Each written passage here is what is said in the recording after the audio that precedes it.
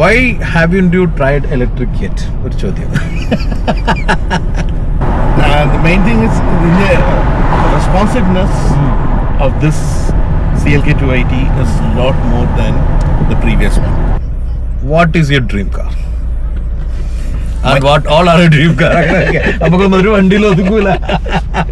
Hello ഫ്ലൈവിലേഴ്സ്, ഞാനിപ്പോൾ ഉള്ളത് UK-ലാണ്. UK തന്നെ നോർത്ത് വുഡ് എന്ന് പറഞ്ഞ സ്ഥലത്തുള്ള നല്ലൊരു സൺഡേ മോർണിംഗ് ആണ്. സൺഡേ മോർണിംഗ് ഒരു ഗോൾഫ് കോഴ്സിന് അടുത്ത് വന്നിരിക്കുക. ഇവിടെ ആളുകളെല്ലാം ഗോൾഫ് കളിക്കാനുള്ള വരുന്നുണ്ട്. നമ്മുടെ നാട്ടിൽ ഉള്ള വലിയൊരു ശീലമല്ല, പക്ഷെ ഇവിടെ വലിയൊരു ശീലമാണത്.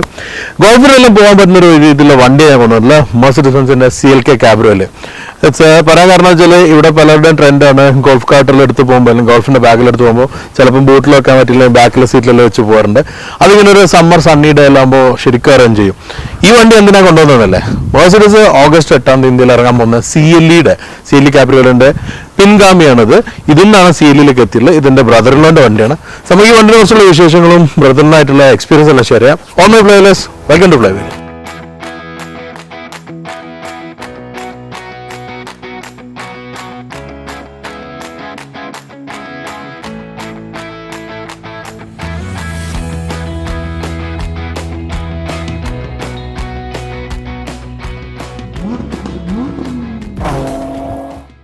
മെർസിഡീസ് ആൻഡ് കാബ്രിയോലെ ഭയങ്കര കണക്റ്റഡ് ആയിട്ടുള്ള രണ്ട് വേർഡ്സ് ആണ്. മെർസിഡീസ് ബ്രാൻഡിനെ കുറിച്ച് നമുക്ക് അറിയാവുന്നതാണ്. കാബ്രിയോ എന്ന് പറഞ്ഞാൽ കൺവെർട്ടബിളിൻ്റെ ജർമ്മൻ ഫോമാണ്.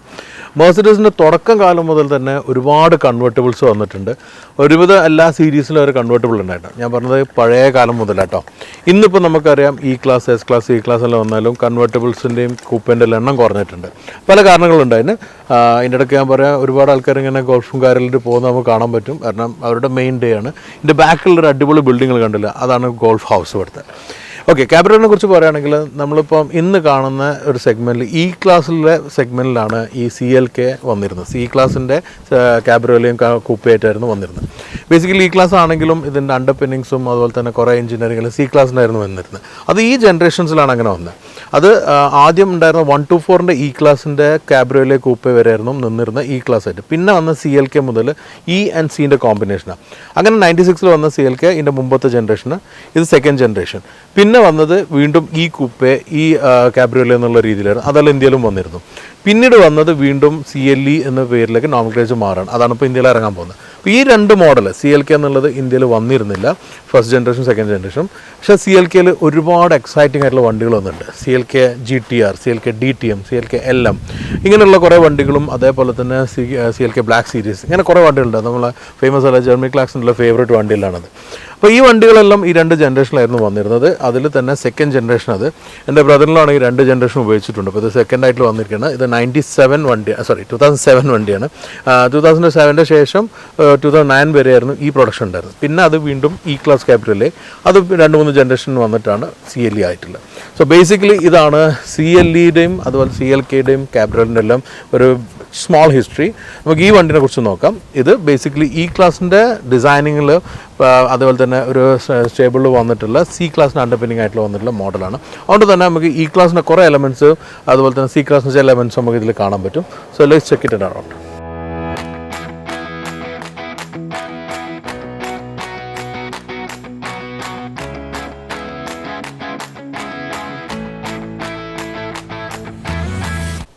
E-ക്ലാസിൻ്റെ ഒരു കാബ്രിയോലെ ആൻഡ് കൂപ്പെ ഫോമിലാണ് CLK വന്നെങ്കിലും ഈ ഒരു ജനറേഷനിൽ കൂടുതൽ C-ക്ലാസ് ഡിസൈൻ എലമെൻറ്റ്സ് കാണാം. അതിൻ്റെ ഫ്രണ്ടിലാണ് നമുക്ക് ഫസ്റ്റ് മെൻഷൻ ചെയ്യാനുള്ളത്. ഒന്ന് ഈ ഫ്യൂസ്ഡായി നിൽക്കുന്ന രണ്ട് ലൈറ്റ്. ആ കാലത്തുള്ള E-ക്ലാസ്സിൽ വന്നിരുന്ന ഇത് സെപ്പറേറ്റ് ആയി നിന്നിരുന്നത്, പക്ഷേ C-ക്ലാസ്സിൽ ഫ്യൂസ്ഡ് ആയിട്ട് നിന്നിരുന്നത്. ഗ്രില്ലാണെങ്കിലും കുറച്ചുകൂടി ചെറിയ ഗ്രില്ലാണ് E-ക്ലാസിനേക്കാളും. അതിൽ നമുക്ക് അറിയാവുന്നൊരു കാര്യമാണ്, മെർസിഡീസിൻ്റെ സ്പോർട്ടി മോഡലെല്ലാം തന്നെ നമുക്ക് ഇത്തരത്തിലുള്ള സ്റ്റാർ ഗ്രില്ലാണ് വരുന്നത്. താഴെ ബമ്പറിലേക്ക് വരുമ്പോഴും അന്നത്തെ C-ക്ലാസ്സിൽ വന്നിരുന്ന ഈ ഫോഗ് ലാമ്പും ഗ്രിൽസും കാണാം. സൈഡിലേക്ക് വരുമ്പോൾ നമുക്ക് ആ ഒരു ലൈന്, ആ ഫെൻഡറിൽ വന്നിരിക്കുന്ന ലൈന് റിയറിലേക്ക് വരെ കണ്ടിന്യൂ ചെയ്യുന്ന രീതിയിലുള്ള അതും ഒരു C-ക്ലാസ് എലമെൻ്റ് ആയിരുന്നു. സോ ബേസിക്കലി C-ക്ലാസിൻ്റെ ഒരുപാട് എലമെൻറ്റ്സ് നമുക്ക് കാണാം. അങ്ങനെയാണ്. അതുകൊണ്ട് തന്നെ C-ക്ലാസിൻ്റെ കാബ്രിയോലെ പോലെ ആയിരുന്നു വരേണ്ടിയിരുന്നത്. പക്ഷേ this is consider E class cabriolet. വീലാണെങ്കിലും 5 twin spoke വീലാണ്, 17 ഇഞ്ചിൻ്റെ വീലാണ് വന്നിരിക്കുന്നത്. ഇത് വെറും കാബ്രിയോലെ തന്നെ കണ്ടിട്ടുള്ള ഡിസൈനാണ്. C-ക്ലാസ് ഞാൻ കണ്ടിരുന്നില്ല. സൈഡിലേക്ക് വരുമ്പോൾ നമുക്ക് ഡോർ പാനലിലെല്ലാം തന്നെ ആ ഒരു എലമെൻറ്റ്സ് എല്ലാം C-ക്ലാസ്സിന് വന്ന രീതിയിലുള്ള, പക്ഷേ ഡോറ് കുറച്ചുകൂടി വലുതാണ്. കാരണം റിയറിലേക്കുള്ള ആളുകൾക്ക് കയറാവുന്ന രീതിയിലുള്ള ഡോറാണ് വന്നിരിക്കുന്നത്. സൈഡ് പ്രൊഫൈലും നമുക്ക് ലെങ്ത്തിലും നോക്കിയാലും കാണാൻ പറ്റുന്ന ഒരു കാര്യമാണ് C-ക്ലാസിൻ്റെ ലെങ്ത്തുള്ളത്. പക്ഷേ റിയറിലേക്ക് വരുമ്പോൾ നമുക്ക് ഈ ക്ലാസിൻ്റെ എലമെൻറ്റ് കാണാം. സി ക്ലാസ് വന്ന രീതിയിലുള്ള ടെയിൽ ലൈറ്റ് അല്ല ഇതിലുള്ളത്. ഈ ക്ലാസിൻ്റെ ടൈപ്പ് ടെയിൽ ലൈറ്റാണ്. പക്ഷേ ക്യാബ്രിയോലായതുകൊണ്ട് തന്നെ ബൂട്ടിൽ നമുക്ക് ഒരു സ്റ്റോപ്പ് ലൈറ്റ്സ് കാണാൻ പറ്റുന്നുണ്ട്. CLK 280 എന്നുള്ള വേരിയൻ്റാണ്. അതുകൊണ്ട് തന്നെ സിംഗിൾ സൈഡിലാണ് എക്സോസ്റ്റ് വന്നിരിക്കുന്നത്. സോ ഇതിൻ്റെ ഒരു സൈസും സിലൗട്ടെല്ലാം നോക്കിയാൽ നമുക്ക് കാണാവുന്നത് ഒരു സി ക്ലാസിൻ്റെ സൈസാണ്. പക്ഷേ ഞാൻ പറഞ്ഞ പോലെ തന്നെ ഈ ക്ലാസിൻ്റെ കാറ്റഗറിയിലാണ് ഇത് പ്ലേസ് ചെയ്തിട്ടുള്ളത്. ഇന്ത്യയിൽ വരുമ്പോൾ സി ക്ലാസിൻ്റെ ഡിസൈൻ പാറ്റേൺ ആണുള്ളത്. സ്റ്റിയറിംഗ് ആണെങ്കിലും അത്തരത്തിലാണ് വന്നിരിക്കുന്നത്. എയർ വെൻറ്റും സെൻറ്റർ കൺസോളിലെല്ലാം സി ക്ലാസ് എലമെൻറ്റ് കാണാം. സീറ്റ് ആണെങ്കിലും സി ക്ലാസിൻ്റെ തരത്തിലുള്ള സീറ്റ് ആണ് അതിലുള്ളത്. അതിൻ്റെ ഒരു ഡിസൈനും സപ്പോർട്ടും എല്ലാം തന്നെ അങ്ങനെയുള്ള. പക്ഷേ സീറ്റിൻ്റെ ഒരു ഡിസൈൻ വന്നിരിക്കുന്നത് ഡിഫറെൻ്റ് ആണ്. ഇത് CLKയിൽ മാത്രം വന്നിരുന്ന ഡിസൈനാണ്. ഇത് 4 സീറ്ററാണ്. ഫ്രണ്ടിൽ 2 പേർക്കും റിയറിൽ 2 പേർക്കും ഇരിക്കാവുന്ന രീതിയിലുള്ള. റിയറിലുള്ള സീറ്റിൽ ശരിക്കും മുതിർന്നവർക്ക് ഇരിക്കാൻ പറ്റും. പക്ഷേ കുട്ടികൾക്ക് വളരെ കംഫർട്ടബിൾ ഇരിക്കാവുന്ന 2 സെപ്പറേറ്റ് സീറ്റാണ്. ചെറിയ അഡ്രസ് ഉണ്ട്. ഇത് പൊക്കാനും സാധിക്കും. കൺവേർട്ടബിൾ ആണത്. 50 സെക്കൻഡ്സോളം അന്നത്തെ രീതിയിൽ കൺവേർട്ട് ചെയ്യാനുള്ള സമയം എടുക്കും. പക്ഷേ പ്രോപ്പർ ഇലക്ട്രിക്കലി കൺട്രോൾ ചെയ്യുന്ന റൂഫാണ് ഇതിലുള്ളത്. ഞാൻ കാണിച്ചു തരാം. റിയറിലേക്ക് വരുമ്പോഴും നമുക്ക് ഈ ഒരു എലമെൻറ്റെല്ലാം കാണുന്നത് കൺവേർട്ടബിൾ എലമെൻറ്റ്. സാധാരണ ഇവിടെ വരെയാണ് ഗ്ലാസ് വരാറില്ല. അപ്പോൾ ആ ഗ്ലാസ് ആക്ച്വലി ഇല്ല. അതിന് പകരം ഓപ്പൺ വുഡായിട്ട് നിൽക്കുന്നത്. ബൂട്ടിലാണെങ്കിലും അത്യാവശ്യം സ്പേഷ്യസ് ആയിട്ടുള്ള ബൂട്ടാണ്. കൺവേർട്ട് ചെയ്ത് വെച്ച് കഴിഞ്ഞാലും നമുക്കൊരു ബാഗെല്ലാം വെക്കാവുന്ന രീതിയിലുള്ള. അപ്പോൾ നമ്മൾ ഗോൾഫ് കോഴ്സിലുള്ളതുകൊണ്ട് തന്നെ പറയാം, ഗോൾഫ് കാർട്ട് എന്നുള്ള രീതിയിൽ ഗോൾഫ് ബാഗ്സെല്ലാം വെക്കാവുന്ന സ്പേസ് ഇതിൽ വരുന്നുണ്ട്. സോ ഡിസൈൻ വൈസ് ഒരു മിക്സാണ്. സി ക്ലാസും ഈ ക്ലാസിൻ്റെ ഒരു മിക്സാണ്. പക്ഷേ ഞാൻ നേരത്തെ പറഞ്ഞ പോലെ തന്നെ വീണ്ടും പറയണം, പ്രൈസിങ് വൈസും ഇത് പ്ലേസ് ചെയ്തിരുന്ന ഈ ക്ലാസിൻ്റെ കൂപ്പേ കാബ്രിയോലെ ആയിട്ടാണ്.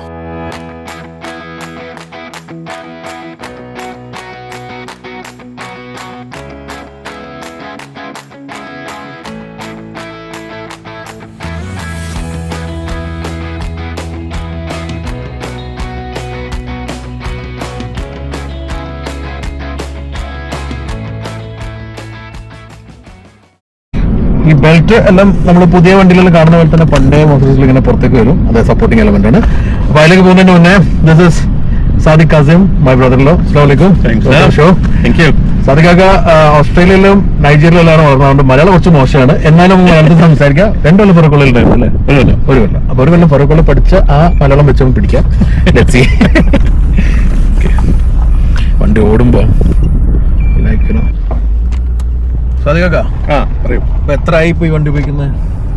ഇതിപ്പം ഒരു 5 വർഷമായി. 5 വർഷം. അതിന്റെ മുന്നേ നിങ്ങൾ CLK ഉപയോഗിച്ച? അല്ല, കൂപ്പേ സിൽവർ കളർ. ഫോട്ടോ ഉണ്ടോ നോക്കട്ടെ. നിങ്ങൾ തന്നെ തരണേ, കാണിക്കേണ്ടവർക്ക്. ഓക്കെ, സാദിഖ് കാക്ക IT ആണ്. പക്ഷേ എനിക്ക് തോന്നുന്നു ഇവിടെ 28 ഇയേഴ്സ് ആയി. 25 ഇയേഴ്സ് UK യിലാണ്. അതിൻ്റെ മുന്നേ ഓസ്ട്രേലിയയിൽ സിഡ്നിയിലാണ്. നമ്മുടെ നാട്ടിൽ എൻ്റെ വൈഫിൻ്റെ കസിനുമാണ്. വൈഫിൻ്റെ സിസ്റ്റർ കല്യാണം വെച്ചാൽ അങ്ങനെ 2 രീതിയിലുള്ള ബന്ധമുണ്ട്. തിരൂരാണ്. അപ്പോൾ നമ്മൾ 2 പേർക്കുള്ള ഒരു കോമൺ ഫാക്ടറാണ് മോക്ക് ലവ്. ബട്ട് ബിഫോർ ഈ ഹാഡ് 3 Series E36 അല്ലേ? How was that experience? That's a brilliant car. Really good car. ഇവിടെ വന്ന് ഫസ്റ്റ് എടുത്തായിരുന്നു? ഫസ്റ്റ് എടുത്തായിരുന്നു. It was 2 years old when I bought it. Okay. And I think used for a long time. I used for about 12 years. It was a very enjoyable car. Yeah. It's one of the first cars that had GPS in it. Oh yes. Yeah. In that segment. Yeah.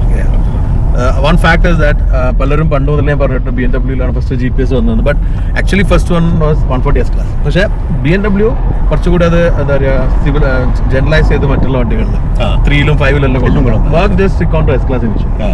അതിനുശേഷം എടുത്ത CLK and second CLK. CLK-നോട് അത്ര ഇഷ്ടപ്പെട്ടോ? 2 പ്രാവശ്യം CLK പിന്നെ one thing that I enjoy is ഓടിക്കുമ്പോഴുള്ള hugging the road. Okay. That is the best thing I like about it. Okay.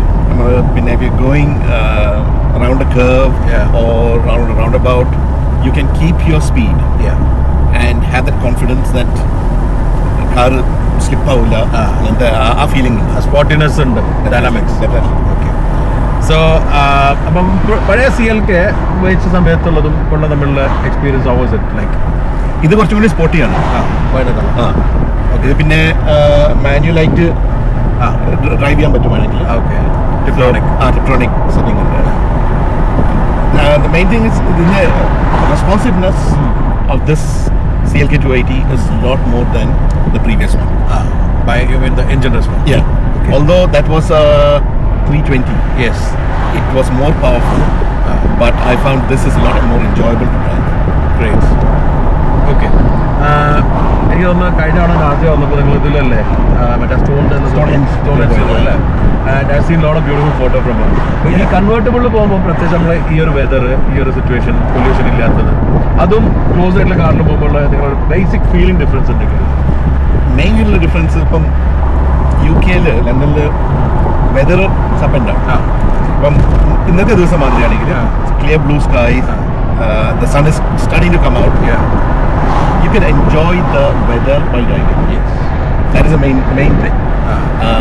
മറ്റത് നമ്മൾ full കൂട്ടിയിട്ടുള്ള എയർ കണ്ടീഷൻ ഓൺ ആക്കിയിട്ടുള്ള നാച്ചുറൽ ഫീലിംഗ്. ഇത് പിന്നെ you can feel the air in your face, hair. ഇപ്പം നമ്മൾ enjoy ചെയ്യുന്നത് മെയിനായിട്ടുള്ളത് ഇവിടുത്തെ എയർ ഇസ് ക്ലീൻ. അതുകൊണ്ട് നമ്മുടെ മേത്തൊരു ചളി പോലത്തെ നിങ്ങൾ അതേപോലെ തന്നെ ഓസ്ട്രേലിയയിലും ജീവിച്ചാണ്. Australia said to be one of the most sought after on traffic roads. അത് നല്ല ഡിഫറൻസ് ഇവിടെ അവിടെ ഫീൽ ചെയ്യുന്നുണ്ട്. Definitely. That is better. No, I find from a driver's perspective, here is better. പുറത്തൊന്നും തെറ്റലും കുഴപ്പമില്ല. അവിടെ വളരെ സ്ട്രിക്റ്റ് ആണ്. 1 കിലോമീറ്റർ പോലും ചാർജ് ഇല്ല. സ്പീഡ് എല്ലാം പ്രശ്നമാണ്. ഓക്കെ, അപ്പം നമ്മളിപ്പം CLKയും CLKയുടെ ഈ ജനറേഷനിലും പറഞ്ഞു you are using other cars like ഇപ്പോൾ ഡിസ്കവർ സ്പോർട്ട് ഉണ്ട്, അല്ലെങ്കിൽ you are Lexus RX. Lexus RX ഞാൻ പണ്ട് നമ്മളെ യൂറോ 3 സാറിന് ടി വിയിൽ റീൻസിന്റെ കൂടെ കൊണ്ടുവന്നിട്ടുണ്ടായിരുന്നു. അപ്പോൾ RX കുറേ കാലങ്ങൾ ഉപയോഗിച്ചിട്ടുണ്ട്. RX ഒരു 10 വർഷം ഉപയോഗിച്ചു. What are the main reasons for that? Main thing is Lexus has got its own luxury, and that was the first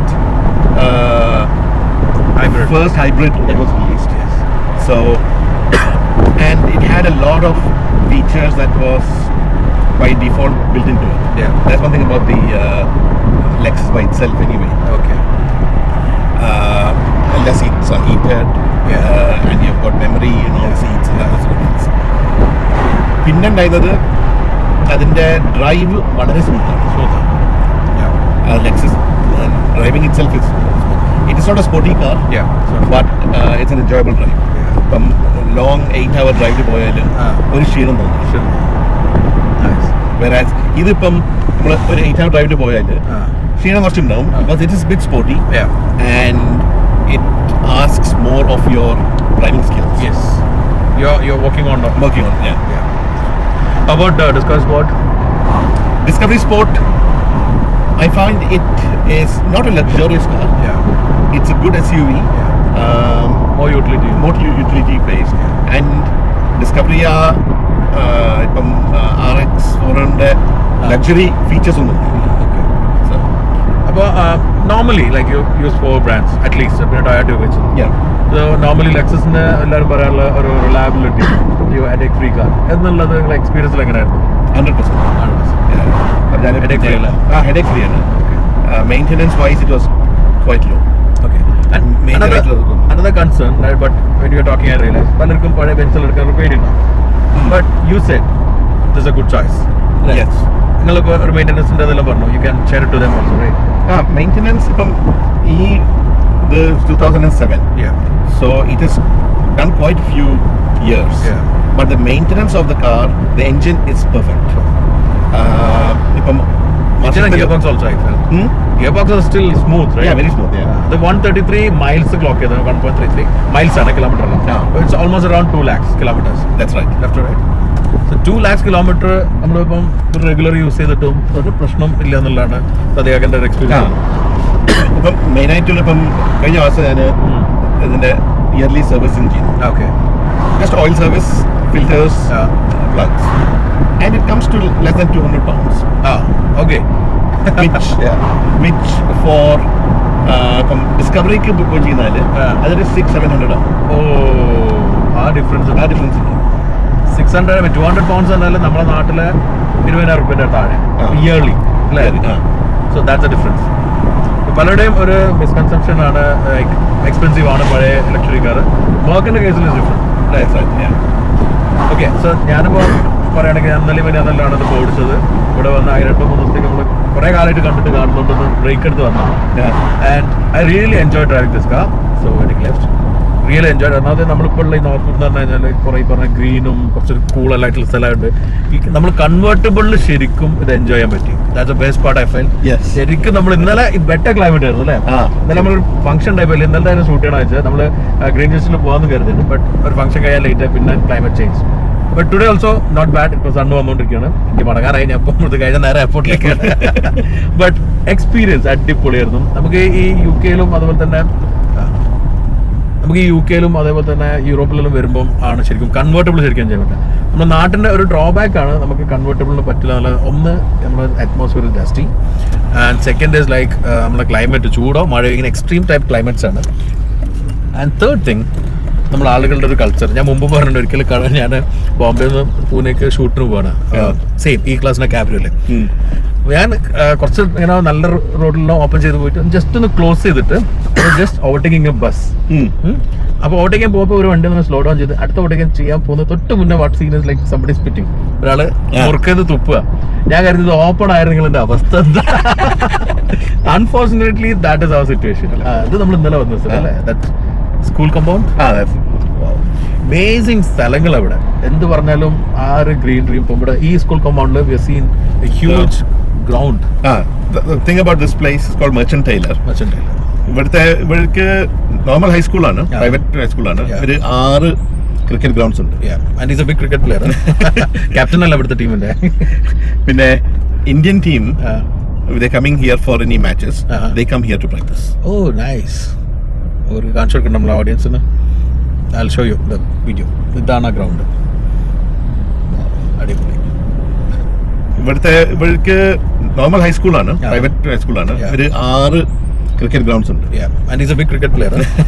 captain അല്ല ഇവിടുത്തെ ടീമിന്റെ. പിന്നെ Indian team they coming here for any matches. They come here to practice. Oh nice. ഒരു കാണിച്ചു കൊടുക്കണം നമ്മളെ ഓഡിയൻസിന്. I'll show you the video. ഇതാണ് ആ ഗ്രൗണ്ട്. അടിപൊളി. Why haven't you tried electric yet? ഒരു ചോദ്യം. I have found one first thing. Being a car lover, I like the feel of an engine humming under me. Driving electric car, I feel that is taken away. That's first thing. Right? Like I enjoy driving this in a manual mode more than automatic. True. ഇത് automatic എടുത്തത് പിന്നെ വൈഫിന് ഇഷ്ടമാണ്, convenient ആണ്. പക്ഷേ drive ചെയ്യാൻ മാനുവലാണ് ഏറ്റവും നല്ലത്. ഡെഫിനറ്റ്ലി. ആൻഡ് ഒരു എഞ്ചിൻ ഉണ്ടെങ്കിൽ അതിന്റെ ഇത് സൗണ്ടും ഗ്രൗളും you can feel it. No matter diesel petrol, I think we guys enjoy. Exactly. And ഇപ്പം ഇവിടെ ഓൾദോ ഇത് ഇഷ്ടം പോലെ ഉണ്ടെങ്കിലും ചാർജിങ് പോയിന്റ്സ് ഇഷ്ടം പോലെ ഉണ്ടെങ്കിലും it is still not mainstream. ഇപ്പം US ആണെങ്കിൽ ഇഷ്ടം പോലെ ഉണ്ട്. ഇവിടെ കുറച്ചൊരു സ്ട്രഗിൾ ഉണ്ട്. അതുകൊണ്ട് പിന്നെ you are always looking for a charging point. That's true. ഇപ്പം നമ്മുടെ നാട്ടിലും വലിയുള്ള പ്രശ്നം വണ്ടീസ് as a hardware they sorting it out. വണ്ടി റേഞ്ച് കൂടി, കപ്പാസിറ്റി കൂടി. പക്ഷേ ഇപ്പം ഇൻഫ്രാസ്ട്രക്ചർ വൈസും നമുക്ക് പ്ലാനിങ് നടക്കുന്നില്ല. അങ്ങനത്തെ കുറേ കാര്യങ്ങൾ ഇതിലൊരു പ്രശ്നമാണ്. അതന്നെ.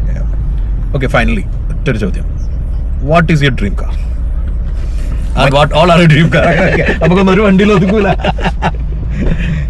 One thing I really want to get is a C63. Oh wow. Which one? The old natural aspirator? Yeah. കേട്ടോ, enthusiast ആണ് പെട്രോൾ ഇടാന്ന് മനസ്സിലായില്ലേ? The real natural aspirator. Yeah. Okay.